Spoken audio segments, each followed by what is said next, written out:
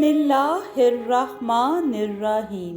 السلام علیکم دوستو، آج میں آپ کے لیے ایک بہت ہی منفرد، بہت ہی دلچسپ اور ایک سبق آموز کہانی لے کر آئی ہوں۔ لیکن کہانی شروع کرنے سے پہلے آپ سب دوستوں سے گزارش ہے، اگر آپ میرے چینل پر نئے ہیں یا ابھی تک آپ نے میرا چینل سبسکرائب نہیں کیا تو اسے سبسکرائب کر لیجئے اور بیل آئیکن کو آل پہ کر لیں تاکہ دلچسپ اور بہترین کہانیوں کا جو یہ سلسلہ ہے بر وقت آپ تک پہنچتا رہے۔ میرے ہونٹ سل گئے، زبان میں بولنے کی طاقت نہ رہی۔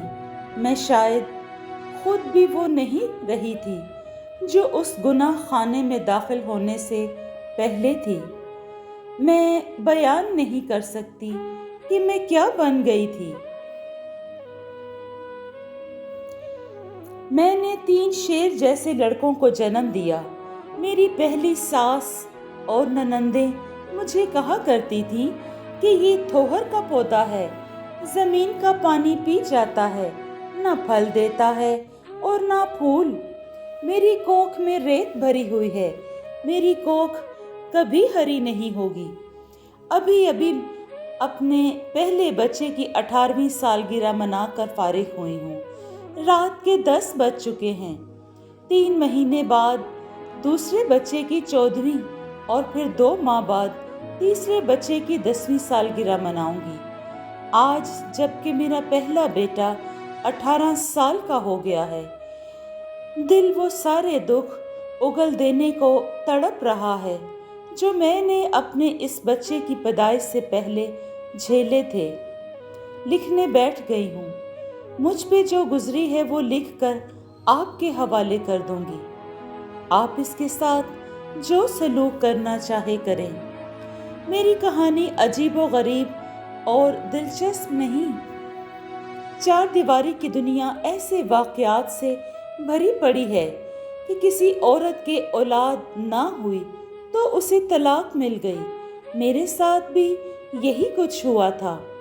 میں بھی دوسری عورتوں کی طرح طلاق ملنے سے پہلے بہت روئی تھی، خاوند کی منت سماجت کی تھی کہ مجھے طلاق نہ دے، مگر اس نے ایک نہ سنی۔ یہاں تک تو میری کہانی وہی ہے جو آپ نے سینکڑوں مرتبہ سنی ہوگی، لیکن اس سے آگے میری کہانی ذرا مختلف ہو جاتی ہے۔ جس روز میری ڈولی سسرال کے صحن میں اتری، میری عمر 18 سال اور 4.5 مہینے تھی۔ والدین نے مجھے FA سے آگے پڑھنے نہیں دیا کیونکہ میری منگنی ہو چکی تھی اور لڑکے والے جلدی شادی کرنا چاہتے تھے۔ پڑھنے کا شوق مار دیا گیا اور میں کالج سے نکل کر سسرال کے گھر میں داخل ہو گئی۔ میرا سسرال اور میکا متوسط درجے کے گھرانے تھے۔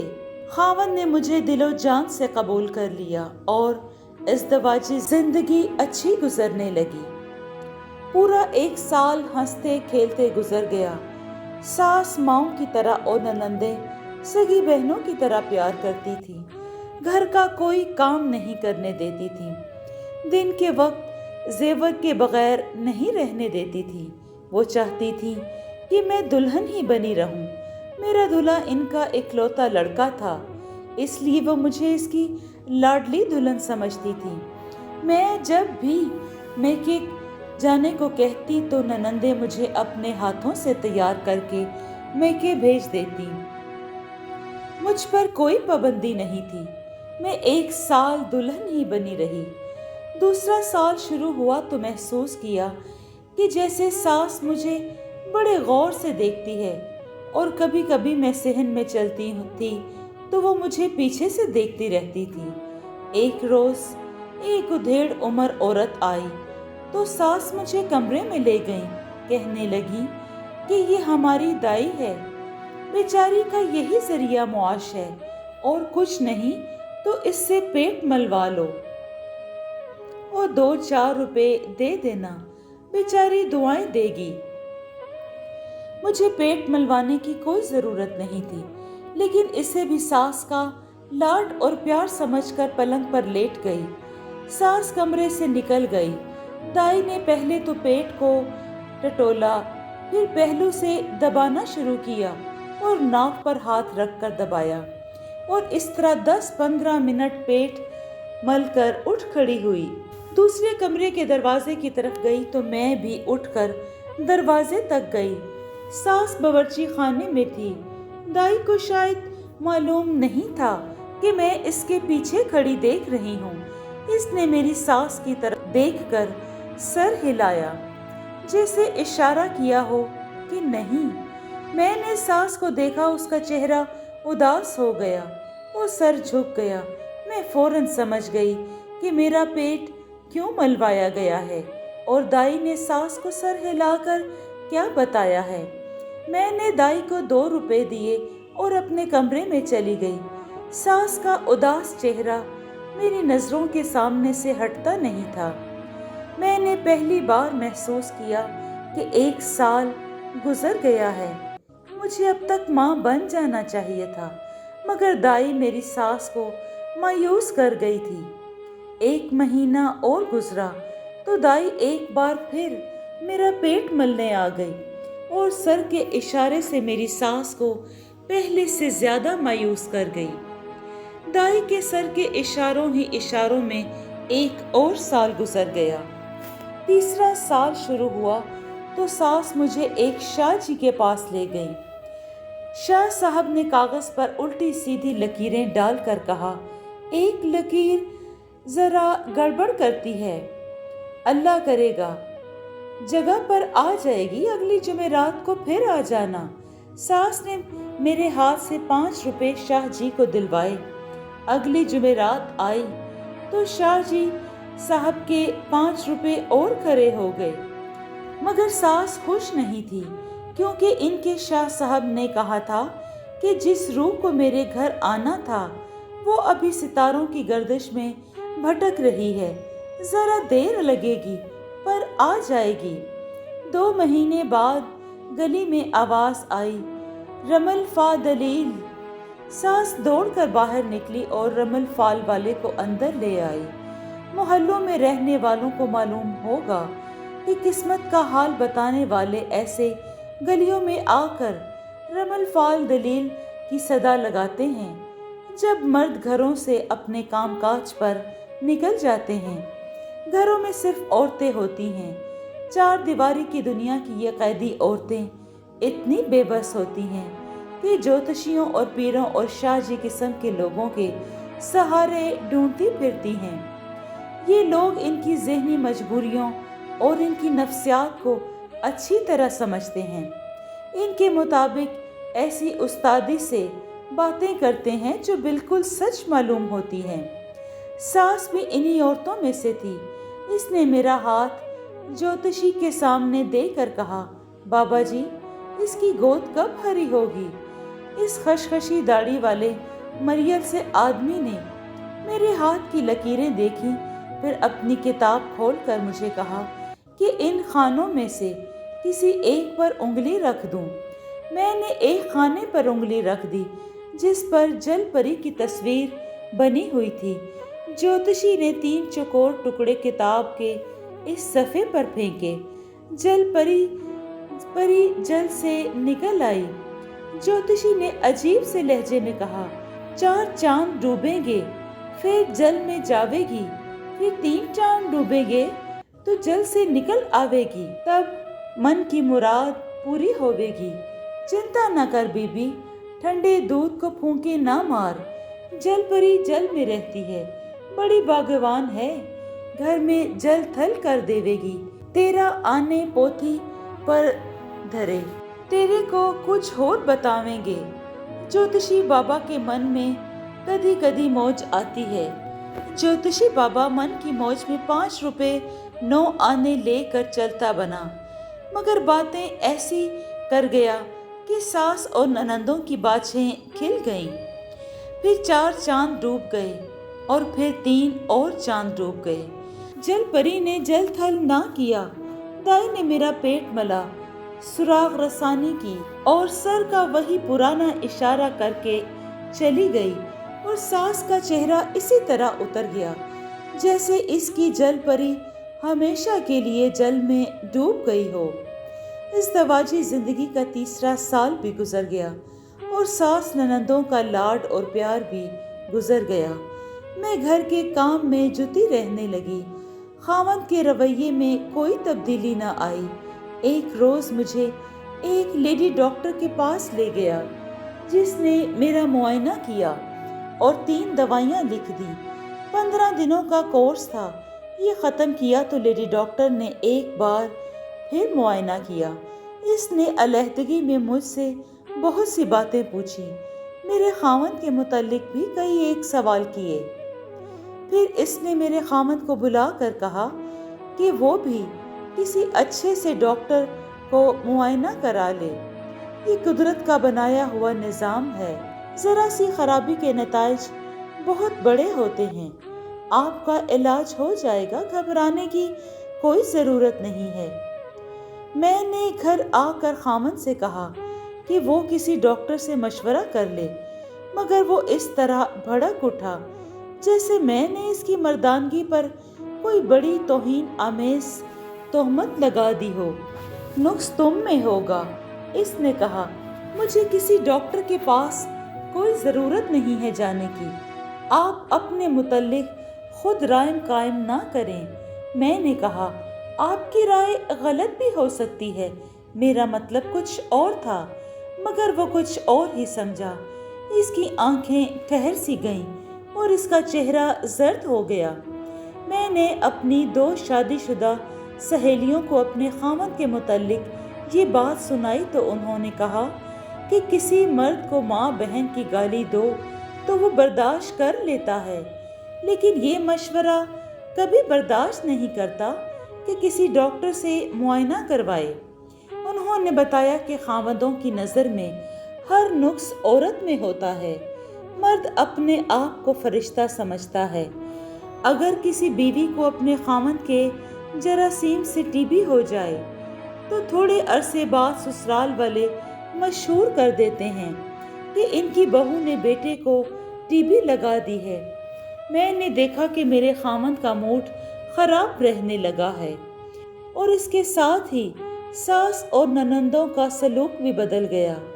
फिर ससुर भी मुझे रावलपिंडी 2 लेडी डॉक्टरों के पास ले गया।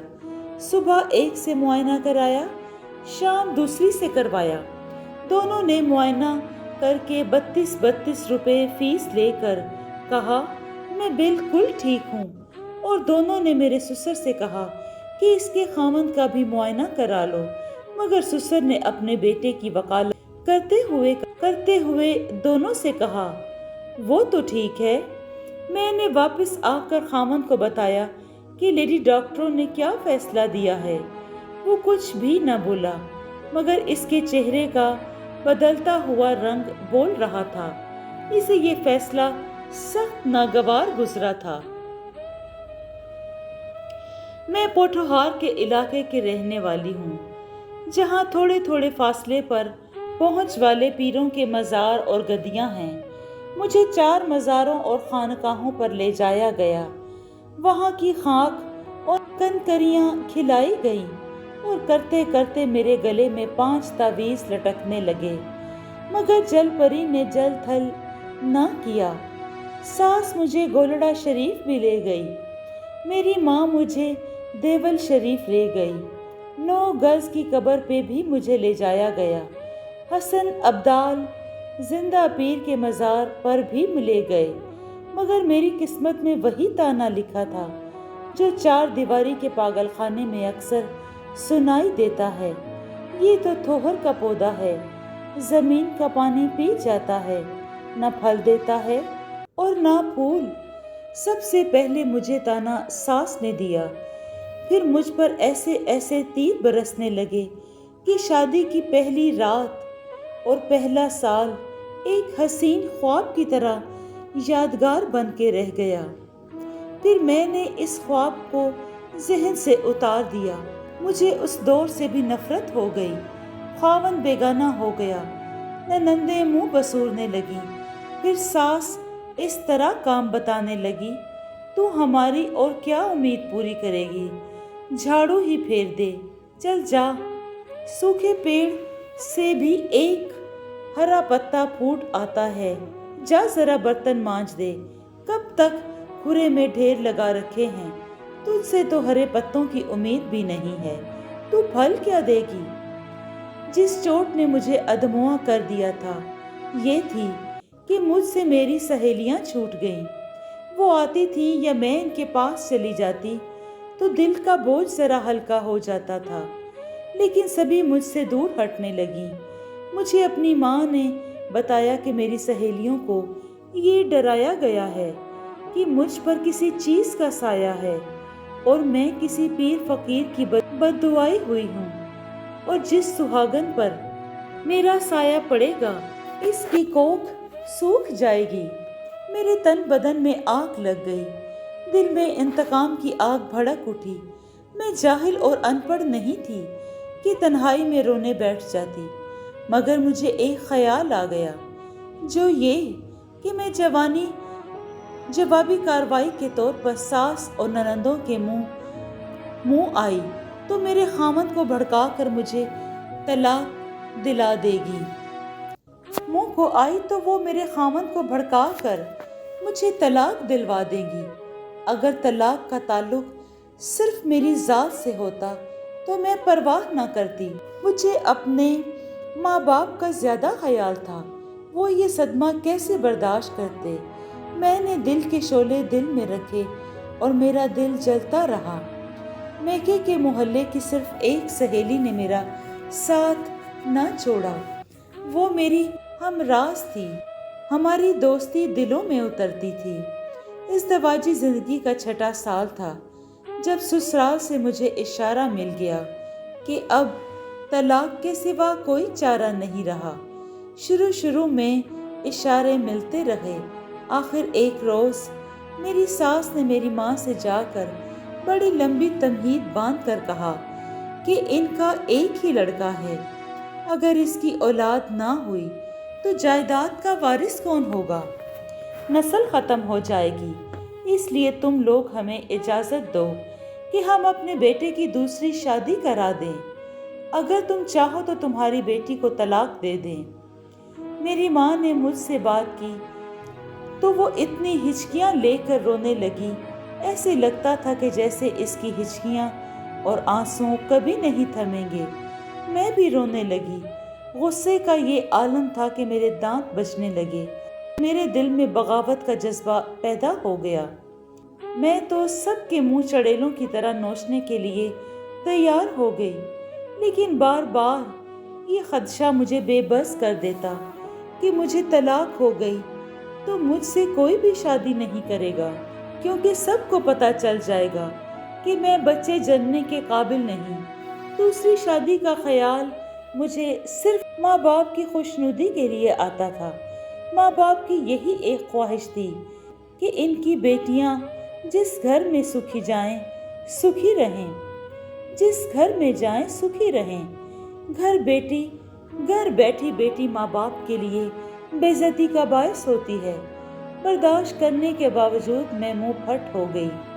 یہ تو بچپن سے ہی میری عادت تھی کہ منہ آئی بات کہہ گزرتی تھی، کوئی بڑا سناتا تو سناتا رہے۔ میں نے ساس اور ننندوں کو کھری کھری سنانا شروع کر دی۔ اس کا نتیجہ یہ ہوا کہ آئے دن جھک ہونے لگی، مگر ہار مجھے ہی ماننی پڑی، کیونکہ ماں باپ کی وجہ سے میں طلاق سے بہت ہی ڈرتی تھی۔ ایک روز جب تو میں ہو گئی اور میں میکے گھر کو چل دی اور ارادہ تھا کہ شام کو واپس آ جاؤں گی، تانگے میں بیٹھی اپنے گھر جا پہنچی۔ وہاں تالا لگا ہوا تھا۔ مجھے معلوم تھا کہ گھر کے سب لوگ کہیں چلے جائیں تو چابی ساتھ والے گھر میں دے جاتے ہیں۔ میں ساتھ والے گھر گئی تو وہاں اس گھر کا ایک جوان سال آدمی اکیلا بیٹھا تھا۔ اس نے بتایا کہ اس کی ماں اور میری ماں میری ہی خاطر کسی خانقاہ پر گئی ہیں۔ میرے ابا जान दफ्तर और दोनों भाई कॉलेज गए हुए थे। ये आदमी शादीशुदा था। इसकी बीवी से नहीं बनती थी क्योंकि वो बहुत तेज तरार और जाहिल किस्म की औरत थी। इस आदमी के साथ पड़ोसी होने की वजह से अच्छी जान पहचान थी। इसकी बीवी 6-7 दिनों से मैके गई हुई थी। ये आदमी इसे वापस नहीं लाना चाहता था। इसने मुझे बिठा लिया और अपनी बीवी का रोने लगा। मैंने इससे अपनी मुसीबत की कहानी सुनाई। अपनी पुरानी आदत के मुताबिक कोई बात न छुपाई। अपने खामन का सलूक भी इसे बताया और ये भी कि वो अपना डॉक्टरी मुआयना कराने से घबराता है। फिर मैंने इस आदमी को बतलाया कि मैं तलाक से बहुत डरती हूँ क्योंकि इससे मेरे माँ बाप को सख्त सदमा पहुँचेगा। सिर्फ मसला ये है कि खुदा मुझे सिर्फ एक बच्चा दे दे। इस मसले पर बातें करते करते ये आदमी कुछ ज़्यादा ही बेतकल्लफ़ी पर उतर आया और अचानक मेरे अंदर इंतकाम और बगावत का शोला उठा। मैंने अपने आप से कहा, तुझे एक बच्चा चाहिए? खामद को कैसे पता चल सकता है कि ये बच्चा उसका नहीं? मेरी जज्बाती हालत मेरे काबू से बाहर हो गई थी और ऐन इसी वक्त इस शख्स ने मेरा हाथ अपने हाथ में लेकर कहा, तुम्हें एक बच्चा चाहिए? ये तो कोई मसला नहीं। इसकी तरफ देखा, हमारी नजरें टकराईं। मैं इसकी मुस्कुराती आंखों में एक बच्चे की झलक मैंने इसकी मुस्कुराती आंखों में एक बच्चे की झलक देखी। मैंने अपना हाथ इसके हाथ से ना छुड़ाया। वो उठा और उसने कमरे का दरवाज़ा बंद कर दिया। कबाड़ जब एक दूसरे से टकराए तो ये ज़रा सा खटका मेरे सीने में तोप के धमाके की तरह गरजा। मेरी गैरत बेदार हो गई। मेरा जिस्म इतनी ज़ोर से कांपा जैसे किसी गैबी कुव्वत ने मुझे झंझोड़ कर कहा हो, आबरू की खातिर मुसलमान बेटियां जान पर खेल जाती हैं। तुम इतनी जल्दी हार गई? खुदा की ज़ात से मायूस हो गई हो लड़की? होश में आओ। वो दरवाज़ा बंद करके मेरी तरफ आया। मैं उठ खड़ी हुई। मैंने इसे कहा, मुझे माफ़ कर देना, और मैं इससे अपने घर की चाबी लिए बगैर बाहर आ गई। मैंने गुनाह नहीं किया था, लेकिन गुनाह का इरादा ज़रूर कर लिया था। यही इरादा मुझे सांपों की तरह डंक मारने लगा। गली में आई तो ऐसे घबराहट होने लगी जैसे दीवारें मुझ पर लानत भेज रही हों, जैसे पास से गुजरते लोग मुझे नफरत से घूर रहे हों। कोई ऐसी पनाह ढूंढने लगी जो मुझे गुनाह के एहसास से निजात दिला दे। मुझे अपनी हमराह सहेली याद आ गई तो मैं बहुत ही तेज चलती इसके घर जा पहुंची। इसने मुझे बताया कि मेरे आंसू बह रहे हैं, वरना मुझे तो इतना भी होश न था कि अपने आंसू महसूस कर सकती। मेरी सहेली मेरे दुख से वाकिफ थी। उसने जब मेरी तलाक के मुतल्लिक बात शुरू की तो मैंने इससे कहा कि आज मेरे आंसू अपने सुहाग के गम में नहीं, किसी और वजह से बह रहे हैं। उसने पूछा तो मैं ज़रा भर न झिझकी और इसे सारी वारदात सुना दी। मैं अपने ज़मीर से इस गुनाह का बोझ उतार फेंकना चाहती थी जो मैंने किया नहीं था, सिर्फ सोचा था। मेरी सहेली अफसरदा हो गई। मैं समझी कि वो मेरी ऐसी नाजेबा हरकत पर नाराज हो गई है। मैंने इसका चेहरा अपने हाथों में लेकर कहा, अल्लाह की कसम मैं वहाँ से भाग आई, गुनाह नहीं किया। उसने कहा, यही तुमने गलती की है कि तुमने गुनाह नहीं किया। अब गुनाह ना करने की सज़ा भुगतो। तलाक लेकर माँ बाप के घर आ बैठो। कोई माई का लाल ऐसा नहीं होगा जो तुझे ब्याह ले जाएगा। इसकी तरह हर कोई तुम्हें कहेगा ये थोहर का पौधा है। मैं हैरत से मुंह खोले उसे देखने लगी। इसने बड़ी लंबी आह ली और एक औरत से मुतल्लिक इसने वसूख से बताया कि वो भी इस गुनाह से भागती थी। मगर इसके सामने तलाक का भूत खड़ा था। इसका खामन भी तुम्हारे खामन की तरह डॉक्टरों के पास नहीं जाता था। तुम्हें मालूम है कि इसका पहला बच्चा शादी के 8वें साल पैदा हुआ था और दूसरा 11वें साल। पहले बच्चे ने इसे तलाक से साफ बचा लिया, लेकिन ये बच्चा इसके खामन का नहीं और दूसरा भी इसके खामन का नहीं। पहला उस पीर का है जिसके पास इसे सांस लेकर जाया करती थी, लेकिन बच्चा इसके तावीज़ों का करिश्मा नहीं, इसके करतूत की पैदावार है। इसने एक बच्चे की खातिर या तलाक से बचने की खातिर अपने आप को पीर के हवाले कर दिया था। खुदा ने इसके गुनाह से इसकी गोद हरी कर दी। फिर 1 साल बाद अपनी बरादरी के किसी आदमी ने उसे दूसरा बच्चा दिया और ससुराल में इसका वकार बहाल हो गया। ससुराल वाले इसे भगवान समझने लगे जिसने इसे 2 लड़के दिए। खामद का सर ऊंचा हो गया था कि वो लड़कों का बाप है। मैं तस्लीम नहीं करना चाहती कि ऐसे हुआ है। मैंने हंसकर इसे कहा, क्या बकवास कर रही हो, मैं नहीं मानती। मेरी सुन मेरी बहन, इसने कहा।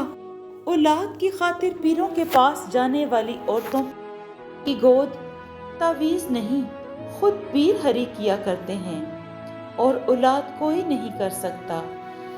जिस औरत को तलाक की धमकियां और बांझपन के ताने मिलते रहें और अपने माँ बाप की इज्जत और अपने मुस्तकबिल की खातिर तलाक से खौफजदा हो और इसकी गोद इस एक अरसे बाद पूरी हो जाए तो बच्चा इसके खामद का ही होगा। हमारे घरानों में एक फरेब की हुक्मरानी है। ये फरेब हम दूसरों को भी देते हैं और अपने आप को भी। तुम्हें अपनी आबरू इतनी प्यारी है तो तलाक लो और घर आ बैठो और सारी उम्र इसी में गुजार दो। ये फरेब हम दूसरों को भी देते हैं और अपने आप को भी।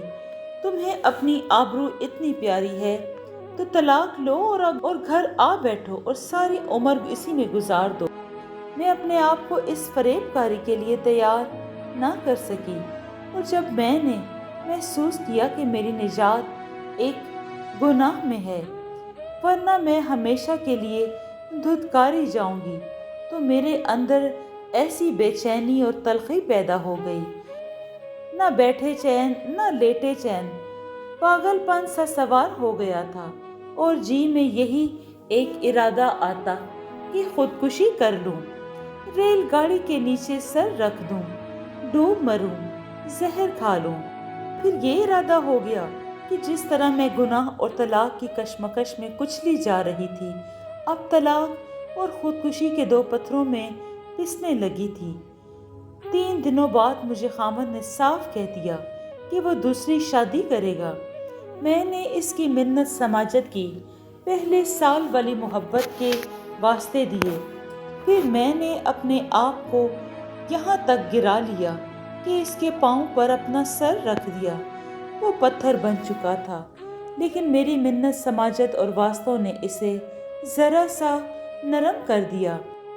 मेरी अम्मी ने एक और पीर का नाम बताया है, वो बहुत पहुंचा हुआ पीर कामिल है। इसने कहा, मैं इन्हें कहूँगा कि तुम्हें वहाँ ले जाएं। अगर वहाँ से भी मुराद पूरी ना हुई तो फिर मैं तलाक देने पर मजबूर हो जाऊंगा। मैं इस पीर के पास नहीं जाना चाहती थी। मैंने खामद से कहा कि मैं इसके पास नहीं जाऊंगी। खामद ने कहा, तो फिर तलाक ले लो, और ये भी कहा, ये तुम्हारा नहीं तुम्हारी तालीम का कसूर है। तुम FA करके अपने आप को पता नहीं क्या समझने लग गई हो। तुम पीरों और बुजुर्गों की तौहीन की सजा पा रही हो। तुमने ये ठीक कहा था कि मैं पीरों और बुजुर्गों की तौहीन करती हूँ, लेकिन ये सही नहीं था कि मैं FA की डिग्री पर फख्र करती हूँ। मुझ पर गमों के ऐसे पहाड़ आन पड़े थे कि मुझे याद ही नहीं रहा था कि मैंने FA तक तालीम पाई है। खामद ने मुझे याद दिलाया तो इसके साथ मुझे ये भी याद आ गया कि मैंने कुरान भी पढ़ा था اور مقدس کتاب کو خدا کا پیغام مانا کرتی تھی۔ میری آنکھوں کے سامنے جیسے ایک روشنی سی چمکی۔ مجھے عقل نے راہ دکھائی۔ میں نے خامد سے کہا، میں اس پیر کے پاس جاؤں گی۔ میں اس پیر کا نام نہیں لوں گی، لیکن اس کی گدی زندہ ہے۔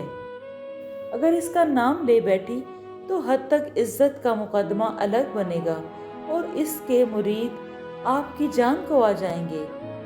اتنا بتا دیتی ہوں کہ یہ پوٹوہار کے علاقے کا ایک گمنام سا پیر تھا، جو دیکھتے ہی دیکھتے بے اولاد عورتوں کو اولاد دینے والا مرشد بن گیا اور وہ دور دور تک مشہور ہو گیا۔ اس کی زیارت، شہرت اور عزت عورتوں کے دل میں تھی۔ میں اس پیر کا سامنا کرنے کے لیے تیار ہو گئی۔ 2-3 دن بعد میں اپنی ساس کے ساتھ ریل گاڑی سے اس اسٹیشن پر اتری جس کے قریب پیر کی گدی تھی۔ اسٹیشن سے پیدل پیر کے گھر پہنچے۔ جناب پیر صاحب مریدوں کی محفل میں بیٹھے تھے۔ مجھے دیکھ کر ان پر وجد طاری ہو گیا۔ ساس نے آگے ہو کر ان کے پاؤں چھوئے، پھر مجھے بھی آگے کر کے ان کے پاؤں چھونے کو کہا۔ ساس اپنی مراد بیان کرنے ہی لگی تھی کہ پیچھے سے ایک آدمی جو پیر کے جرائم میں شریک تھا، میری ساس کو کان میں کہا، یہاں نہیں، اس وقت حضور کسی اور حالت میں ہیں، لڑکی کو اندر بھیج دو، حضور مرادیں وہی سنتے ہیں۔ اس کے ساتھ ہی اس آدمی نے میرے کندھے پر ہاتھ رکھ کر ایک دروازے کی طرف اشارہ کیا اور کہا، کاکی ادھر چلی جا، حضور کرم کریں گے، اس دربار سے کبھی کوئی خالی ہاتھ نہیں گیا۔ میرا جسم بڑی زور سے کپ کپایا۔ ساس نے مجھے اٹھا دیا اور دھیمی آواز میں کہا، جا چلی جا اندر، حضور اندر آئیں تو پاؤں چھو کے بات کرنا۔ میرا دماغ یکلخت خالی ہو گیا۔ میں اس دروازے کے اندر چلی گئی۔ پلنگ بچھا ہوا تھا اور اس پر قیمتی تکیے اور پلنگ پوش تھا۔ کمرہ بہت سجا ہوا تھا۔ فوراً ہی پیر صاحب کمرے میں آ گئے اور دروازہ بند کر دیا۔ اس پیر کی صحت قابل رشک تھی، چہرہ خوبصورت اور لال سرخ جسم توانا۔ اس شخص کے چہرے اور جسم میں بڑی کشش تھی۔ اس نے آتے ہی مخمور آواز میں کہا، بچہ نہیں ہوتا، اور خود ہی جواب دیا، ہو جائے گا، اور اس نے مجھے لیٹ جانے کو کہا۔ میں نے کھڑے کھڑے جواب دیا، مجھے تعویذ چاہیے، میں یہاں لیٹنے کے لیے نہیں آئی۔ وہ ہنس پڑا۔ اگر شیطان میرے سامنے ہنسے تو میں قسم کھا کر کہوں گی کہ شیطان اس پیر کی طرح ہی ہنستا ہے۔ میں سنجیدہ ہو گئی۔ وہ میرے قریب آ گیا اور کہنے لگا، تعویذ بھی دوں گا اور بچہ بھی دوں گا، اور اس نے ایک بازو میری کمر کے گرد لپیٹ کر مجھے پلنگ پر گرا دیا۔ وہ ایک خوبصورت بھینسا تھا۔ اسے دیکھ کر میں سمجھ گئی کہ جاہل عورتیں کیوں اس کی گرویدہ ہیں۔ وہ مجھے بھی انہی عورتوں میں سے سمجھ رہا تھا۔ اس کے منہ سے سخت متعفن بدبو آ رہی تھی۔ مجھے معلوم نہیں کہ یہ شراب کی بدبو تھی یا چرس کی۔ مجھے پلنگ پر گرا کر وہ پلنگ پر چڑھ آیا۔ میں اچھل کر پلنگ سے اٹھی اور اس سے 3-4 قدم دور ہٹ گئی۔ اس نے پیار سے مجھے اپنے پاس بلایا، لیکن اسے بالکل علم نہیں تھا کہ میں اب عورت نہیں رہی۔ اس نے کہا، ایسا تعویذ دوں گا۔ معلوم نہیں وہ تعویذ کی کون سی کرامات بیان کرنے لگا تھا کہ میں نے اس آتشی قوت کے زور پر جو اچانک میرے اندر جاگ اٹھی تھی، اسے بولنے نہ دیا اور اسے کہا، میں تھوکتی ہوں تیری صورت پر اور تیرے تعویذوں پر۔ اب میں اپنا تعویذ آزماؤں گی۔ میں گمراہ ہو گئی تھی۔ میں تجھے بتاؤں گی کہ تیرے تعویذ میں اثر ہے یا میرے قرآن میں۔ میرا قرآن برحق ہوا تو تجھ پر لعنت پڑے گی۔ اس نے کہکا لگا کر کہا، قرآن؟ او پاگل لڑکی! اس نے قرآن کے نام پر تنزیہ کہکا لگایا اور پلنگ سے اٹھنے لگا۔ میں تیزی سے کمرے سے نکلی اور مریدوں کے دربار سے तेज तेज चलती बाहर आ गई। मेरी सास भी बाहर आ गई और पूछने लगी, हजूर ने क्या कहा है? मैंने इसे कोई जवाब न दिया। मेरे होंठ सिल गए थे, जुबान में बोलने की ताकत नहीं रही थी। मैं शायद खुद भी वो नहीं रही थी जो इस गुनाह खाने में दाखिल होने से पहले थी। मैं बयान नहीं कर सकती कि मैं क्या बन गई थी। मेरे सीने में कोई चीज दाखिल हो गई थी। सास कुछ न कुछ बोलती रही और मैं बिल्कुल ही चुप रही। 2-3 बार इसे कोई जवाब देने की कोशिश की, लेकिन न दिल ने साथ दिया और न जुबान ने। शाम के वक्त हम अपने घर पहुंची। मैंने सास से कहा कि अपने घर जा रही हूँ और मैं अपने घर आ गई। माँ बेचारी बहुत परेशान थी। इसे देखकर मेरी जुबान जरा खुल गई। मैंने इसे तसल्ली दी कि अल्लाह अपना करम करेगा, जो होगा इंशाल्लाह बेहतर होगा। मैं रात अपने घर ही रही। आधी रात का वक्त था। मैं इस वक्त तक सो नहीं सकी थी। दिमाग में अजीब अजीब ख्याल आते थे और अधूरे अधूरे निकल जाते थे। अपनी बदकिस्मती पर रोना भी आया और सोचने लगी कि औरतों के साथ क्या क्या धांधलियां होती हैं, जिनसे मजबूर होकर औरतें अपनी निजात के रास्ते ढूंढने लगती हैं। इनकी ऐसी जमीन दोज हरकतें, चार दीवारी की दुनिया का ऐसा भेद है जिन्हें खुदा के सिवा कोई भी नहीं जानता, और मर्द फख्र से गर्दनें अकड़ाए रखते हैं। मैं सो न सकी। घर के तमाम अफराद गहरी नींद सो गए। मैंने गुस्ल खाने में जाकर ठंडे यख पानी से वजू किया। ये सर्दियों की रात थी। वजू करके अलमारी से कुरान मजीद निकाला और छत पर चली गई। यख हवा चल रही थी। मैंने कुरान फसील पर रखा और नंगी छत पर 2 नफल पढ़े। इस दौरान मैं इतनी ज्यादा रोई कि मैं अच्छी तरह पढ़ भी ना सकी। नफल पढ़कर मैंने दुआ न की। कुरान हाथ में लेकर खड़ी होकर, और अल्लाह मुझे माफ कर दे, मैंने खुदा से मुखातिब होकर कहा, अगर तेरी जात का वजूद है, अगर ये तेरी किताब बरहक है तो मुझे अपना आप दिखा, मुझे अपनी किताब का करिश्मा दिखा, वरना इसे मैं लफ्जों का पलंदा समझूंगी और सारी उम्र तेरा नाम नहीं लूंगी। अल्लाह तो मुझे माफ कर दे। फिर मैं खड़े खड़े इतना रोई कि अपना आप संभालना मुश्किल हो गया। मैंने कुरान मजीद को सीने से लगा लिया और मैं रोती रही। फिर मालूम नहीं कितनी देर तक रोती रही। मुझे ऐसा मालूम हुआ जैसे वो ख्वाब था। डर भी आ रहा था और मुझ में दलेरी भी आ गई थी। इस कैफियत में एक इरादा दिल से उठा और मेरा दिमाग रोशन हो गया। मुझे ऐसे महसूस हो रहा था कि मुझे यकीनन कोई पनाह जरूर मिल जाएगी। मैंने अपने खावंद के नाम एक खत लिखा, जिसमें पहली रात से गुज़िश्ता रात तक की दास्तान लिखी और आखिर में लिखा कि मुझे फौरन तलाक दे दो, पूरा हक महर वसूल करूंगी, माहवार खर्च तुम्हें माफ करती हूँ। मैं तुम्हारी मोहताज नहीं रहना चाहती। अब मैं तुम्हारे घर नहीं आऊंगी। मेरी जो चीजें तुम्हारे घर में हैं भेज दो तो अच्छा है, नहीं तो दूसरी बीवी को दे देना। भाई कॉलेज से आए तो मैंने छोटे भाई को ये खत बंद करके दिया और इसे कहा कि मेरे ससुराल वालों के घर में फेंक आए। मैंने जब अम्मी अब्बा को बताया कि मैंने क्या लिखा है तो इन पर सख्ता तारी हो गया।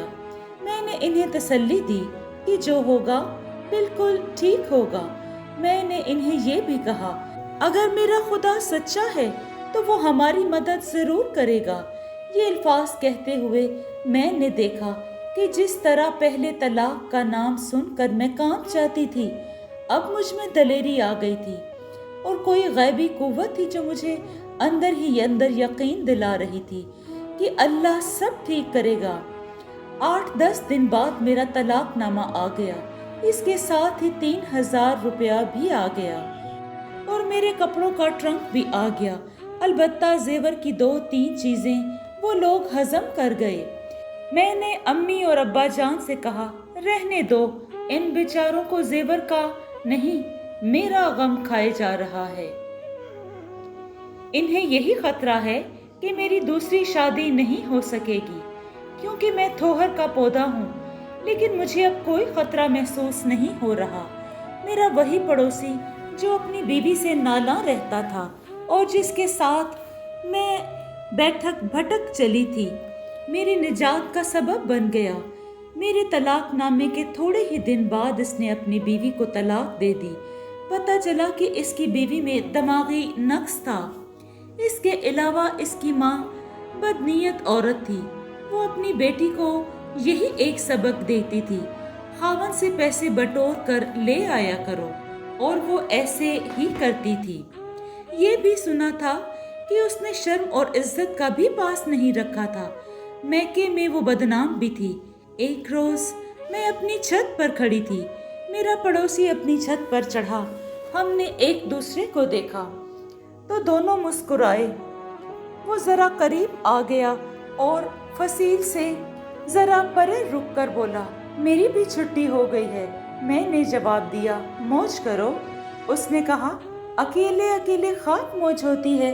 और मैंने इसकी आंखों की जबान समझ ली। इस रोज अम्मी ने कहा कि इस आदमी से रिश्ते की बात करो। अम्मी ने अब्बा जान को कहा और 2-4 फेरों में बात तय हो गई। तलाक के चौथे महीने निहायत खामोशी से हमारी शादी हो गई। मुझे और मेरे माँ बाप को अब यही डर था कि क्या होगा, लेकिन खुदा ने अपने नाम की और अपने कलाम की लाज रख ली। तीसरे महीने मैंने अम्मी की परेशानी धो डाली और शादी के दूसरे साल के आगाज में ही खुदा ने मुझे ये बच्चा अता किया, जिसकी 18वीं सालगिरह अभी अभी मनाकर दिल का गुबार कागज पर उगलने बैठ गई। फिर खुदा ने मुझे 2 बेटे और दिए। अब उस पीर का अंजाम सुनिए जो बे औलाद औरतों को औलाद अता करता था। इसने मेरे मुंह से कुरान का नाम सुनकर तंजिया कहकहा लगाया। मेरे पहले बच्चे की पैदाइश से 5 महीने पहले ये पीर एक बस में कहीं जा रहा था कि बस गुज्जर खान और जेहलम के दरमियान बेकाबू होकर सड़क से हट गई और इसी रफ्तार से एक मजबूत दरख्त से टकराई। इसमें 36 सवारियां मर गईं, जिनमें ये पीर और इसके मुतअद्दिद मुरीद भी थे। लोग बताते थे कि टक्कर इतनी शदीद थी कि बस का इंजन बस के अंदर तक चला गया था। आप तसव्वुर कर सकते हैं कि मुसाफिरों की लाशों का क्या हशर हुआ होगा। पोठोहारियों को 18-19 साल पहले का ये हादसा जरूर याद रहा होगा और बहनों को भी ये सुराग मिल गया होगा कि पीर कौन था और इसकी गद्दी कहाँ थी। मेरे पहले खामद ने दूसरी शादी कर ली थी और वो आज तक बे औलाद है। जी दोस्तों, आपको ये कहानी कैसी लगी? अगर आपको ये कहानी पसंद आई है तो इसको लाइक और शेयर कीजिए और कमेंट में अपनी राय का इजहार ज़रूर दें। खुश रहें, अपना और अपनों का बहुत सा ख्याल रखें। शुक्रिया।